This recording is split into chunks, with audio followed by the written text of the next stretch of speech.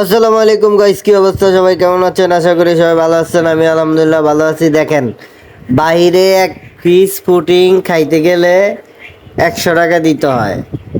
আর মনে করেন আপনি 1-150 টাকা খরচ করলে বাসায় পুটিং বানাইতে পারেন, তাও আবার এত বড় একটা পুটিং।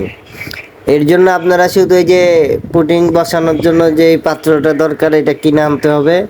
প্লাস আপনার দুধ আরও যেগুলা লাগে আর কি, এগুলা সবগুলা কিনে আনতে হবে। আপনার তো পুটিং বসাইলাম, দেখি আজকে আমরা পুটিং খাইতে পারি কিনা, নাকি পুরে ভাইরাল পুটিং হয়ে যায়, তার কোনো ঠিক নাই। যাই হোক, তো আমরা মনে করেন না বাসায় তৈরি করলাম, চেষ্টা করলাম যে আসলে হয় কিনা। দেখেন, ইতিমধ্যে কিন্তু হয়ে গেছে। এখন পুটিংটা দেখানো হবে, মানে প্লেটে ঢালতেছি পুটিং। তো দেখি কিরকম হয়, দেখতে থাকেন আপনারা। উঠাইতেছে উঠাইতেছে, হয়ে গেছে পুটিং। আসলেই কিন্তু অনেক সুন্দর হয়েছে, হ্যাঁ। তো যাই হোক, ভাবছিলাম মনে হয় হইব না, শুধু শুধু কষ্ট। কিন্তু পরে দিয়া দেখলাম যে না, আসলে কষ্ট তো বৃথা যায় নাই।